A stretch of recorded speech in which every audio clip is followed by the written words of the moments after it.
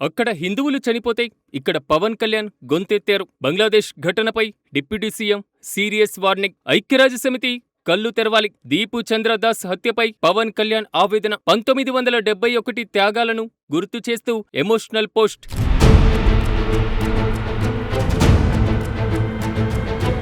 సాటి మనిషికి కష్టం వస్తే స్పందించే గుణం పవన్ కళ్యాణ్ సొంతం. అది మన రాష్ట్రంలోనా పక్క దేశంలోనా ఆయన చూడరు. బంగ్లాదేశ్ లో మైనార్టీల మీద జరుగుతున్న దాడులపైన మరోసారి పవన్ కళ్యాణ్ గారు గట్టిగా గలం వినిపించారు. మెమేన్ సింగ్ లో దీపు చంద్రదాస్ అనేటువంటి యువకుణ్ణి దారుణంగా హత్య చేసిన ఘటనపై ఆయన స్పందించిన తీరు ఇప్పుడు దేశవ్యాప్తంగా చర్చనీయాంశంగా మారుతుంది. పవన్ కళ్యాణ్ కేవలం ఆవేదన వ్యక్తం చేసి వదిలేయలేదు. చరిత్రను గుర్తు చేస్తూ బంగ్లాదేశ్ నాయకులకు గట్టి చురకలు అంటించారు. 1971లో భారత సైన్యం రక్తం దారపోస్తేనే బంగ్లాదేశ్ కు స్వేచ్ఛ వచ్చింది. అప్పుడు దాదాపు 3900 మంది భారత జవాన్లు ప్రాణాలర్పించారు. అక్కడ శాంతి ఉండాలని, కానీ ఇక్కడ అమాయకుల రక్తం పారించడానికి కాదు అని పవన్ కళ్యాణ్ ఎమోషనల్ అయ్యారు. మనం ప్రాణాలిస్తే పుట్టినటువంటి దేశంలో మన వాళ్లకే రక్షణ లేకపోవడం పైన ఆయన మండిపడ్డారు. ప్రపంచవ్యాప్తంగా మౌనం ఉన్న పవన్ కళ్యాణ్ మాత్రం తగ్గలేదు. దీపు చంద్రదాస్ ను చెట్టుకు వేలాడదీసి నిప్పంటించి చంపడాన్ని 21వ శతాబ్దానికే అవమానమని ఆయన పేర్కొన్నారు.